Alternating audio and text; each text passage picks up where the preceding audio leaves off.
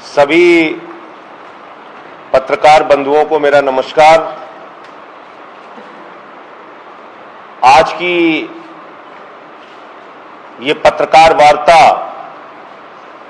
हाथरस की गुड़िया के साथ, उनके परिवार के साथ, उनके समाज के साथ जो कुछ भी हो रहा है उसके बारे में बातचीत करने के लिए बुलाई गई है।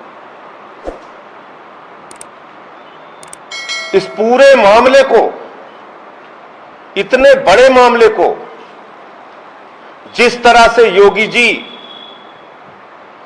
आरोपियों को बचाने में जुटे हुए हैं, जिस तरह से इस पूरे मामले को डाइल्यूट किया जा रहा है, मैं एक खबर आपको दिखाना चाहता हूं आज जो प्रकाशित हुई है। और ये खबर क्या कह रही है ये आप देखिए। शर्म आती है इस तरह से, शर्म आती है कि इस तरह का युवती की मां और उसके भाई को ही हाथरस की गुड़िया में के मामले में हत्यारा बताने की कोशिश की जा रही है।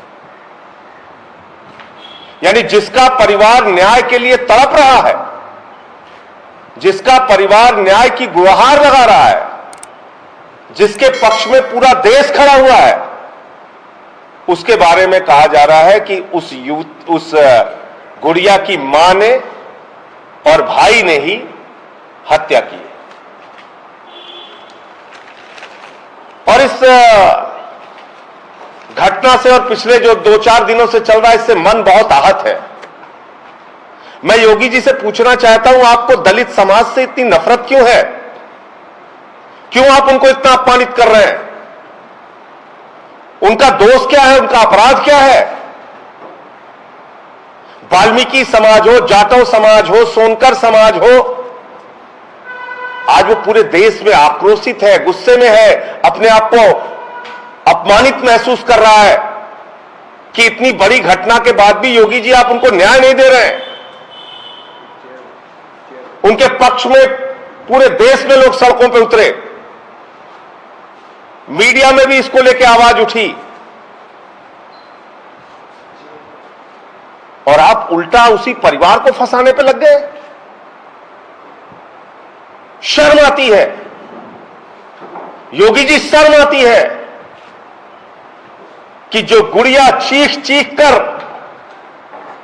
दरिंदों का नाम बताकर इस दुनिया से गई, आज उसका चरित्र हनन किया जा रहा है। चरित्र हनन, शर्म आती है। मैं 2 बातें सिर्फ कहना चाहता हूं, 2 बातों से आपको पूरी बात समझ में आ जाएगी। नंबर 1, कोई भी हत्या के मामले की जांच, बलात्कार के मामले की जांच मजाक से नहीं चलती है, मनगढ़ंत कहानियों से नहीं चलती है, योगी जी आपके तोड़ने मरोड़ने से नहीं चलती है। जांच चलती है तथ्यों के आधार पे, एविडेंस के आधार पे। और जो सबसे बड़ा प्रमाण है, नंबर 1, हाथरस की गुड़िया का डाइंग डिक्लेरेशन, यानी मरने से पूर्व दिया गया उसका बयान, जिसमें उसने बताया कि उसके साथ बलात्कार हुआ है। क्या कारण है आपके पास उस बयान को न मानने का, जिस बयान को सुप्रीम कोर्ट भी मानता है? क्या कारण है आप बताइए? यह कारण है कि वो दलित समाज से आने वाली एक गरीब बेटी थी? यह कारण है कि आप आरोपियों को बचाना चाहते हैं? एक गरीब बेटी की और उसकी पुकार और उसके द्वारा दिए गए बयान को आप सुनना नहीं चाहते? योगी जी बताइए क्या कारण है? उसका डाइंग डिक्लेरेशन है, जिसको सुप्रीम कोर्ट भी मानता है, माननीय सर्वोच्च न्यायालय भी कहता है मरने से पूर्व दिया गया बयान सबसे बड़ा एविडेंस माना जाएगा। नंबर 1। और नंबर 2, मैं आप लोगों को अभी ये रिपोर्ट देता हूं, मेडिको लीगल रिपोर्ट दीजिए आप।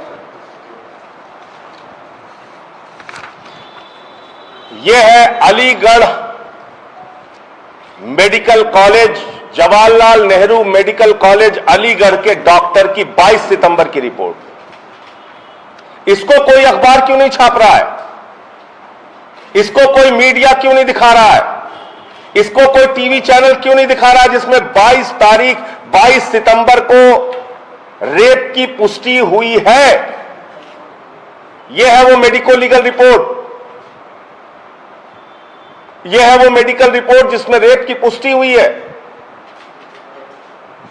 इसको नहीं दिखाया जा रहा है।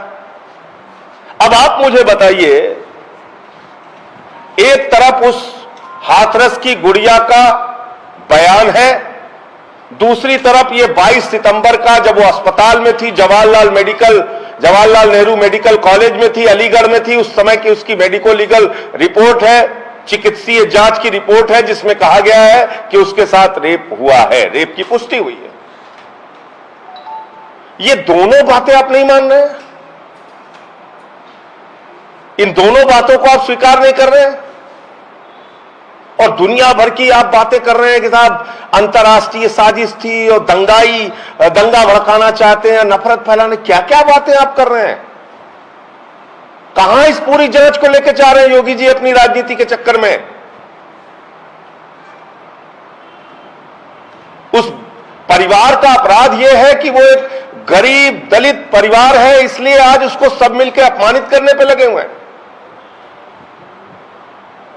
मैं पूछना चाहता हूं, जब ये दो बड़े प्रमाण आपके पास हैं, तो क्या कारण है कि अभी भी उस गुड़िया का चरित्र हनन किया जा रहा है? रात में 2 बजे जबरन उसकी लाश जला दी जाती है। मैं संस्कार नहीं कहूंगा क्योंकि संस्कार तो हुआ नहीं, मां बिलखती रही, एक बार चेहरा तो दिखा दो।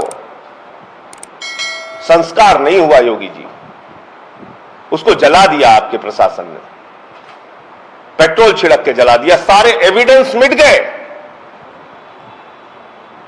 सारे प्रमाण सबूत मिटा दिए, फिर कह रहे हैं रेप नहीं हुआ। तो ये दो, जो उस गुड़िया का बयान था और जो ये मेडिकल रिपोर्ट है, ये दोनों क्या है? ये दोनों रिपोर्ट, ये दोनों क्यों नहीं मान रहे आप? क्या कारण है आपके पास? और आपकी नीयत में खोट बहुत साफ तौर पे समझ में इसलिए आता है कि सुशांत सिंह राजपूत का जब मामला होता है, सीबीआई जांच का आदेश होता है, एक दिन में नोटिफिकेशन हो जाता है, दूसरे दिन में सीबीआई की टीम जांच करने पहुंच जाती है, लेकिन इस गरीब दलित परिवार की गुड़िया को जब न्याय दिलाने की बात आती है, तो 7 दिन हो गया सीबीआई जांच के आदेश की बात कहे हुए आपको योगी जी, 7 दिन के बाद भी आज तक नोटिफिकेशन क्यों नहीं निकला?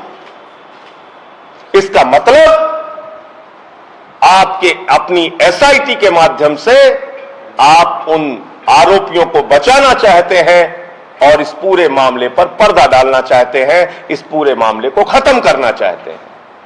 और ये वही अखबार है जिसने आज ये रिपोर्टिंग की है, याद कर लीजिएगा, ये वही अखबार है जिसने जम्मू के कठुआ में भी यही बताया था कि रेप तो हुआ ही नहीं। कठुआ का ये रिपोर्टिंग याद कर लीजिए, ये वही लोग हैं जिसमें कठुआ के बलात्कारियों को सजा भी हुई, लेकिन यही अखबार था जो कह रहा था कि उसमें तो रेप हुआ ही नहीं। तो इसलिए मैं आप लोगों के माध्यम से एक ही बात कहना चाहूंगा,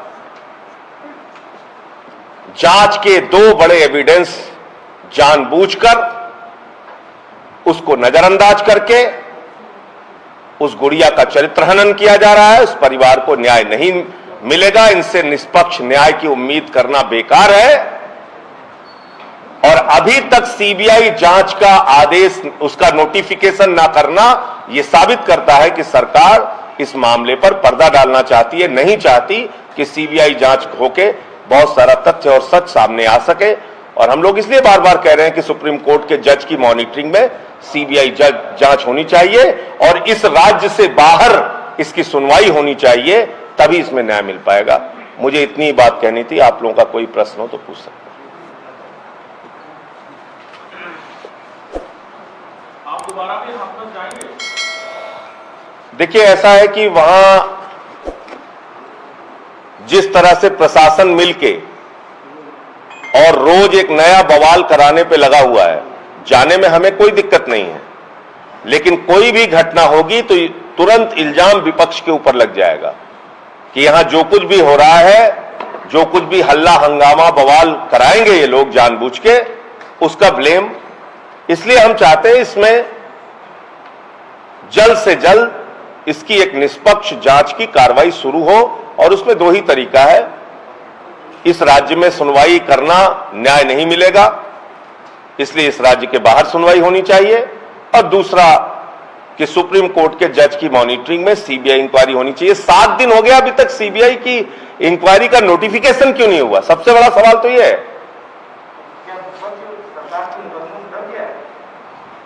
नहीं, विपक्ष सरकार के मुकदमों से डरने वाला होता तो मैं तो यहीं बैठा हूं। 14 मुकदमे लिख चुके हैं। मैं तो कह रहा हूं कि ये जानबूझ के वहां बवाल करेंगे, क्योंकि ये दूसरों को जरूर कह रहे हैं, इनका इतिहास दंगाई पार्टी का है, इसलिए ये वहां बवाल करेंगे और उसका सारा ठीकरा दूसरों के ऊपर फोड़ेंगे। मतलब इतना सा ही है। मुकदमा कोई मतलब नहीं है। मुकदमा हो, लाठी हो, जेल हो तो आज करें। मैं तो यही मौजूद हूं लखनऊ में। ही 14 लिखा है, 1400 लिखे हैं, मैं तो कई बार कह चुका हूं। संजय जी, नार्को टेस्ट की बात हुई। नार्को टेस्ट में आरोपी परिवार तैयार है, लेकिन पीड़ित परिवार नहीं तैयार है।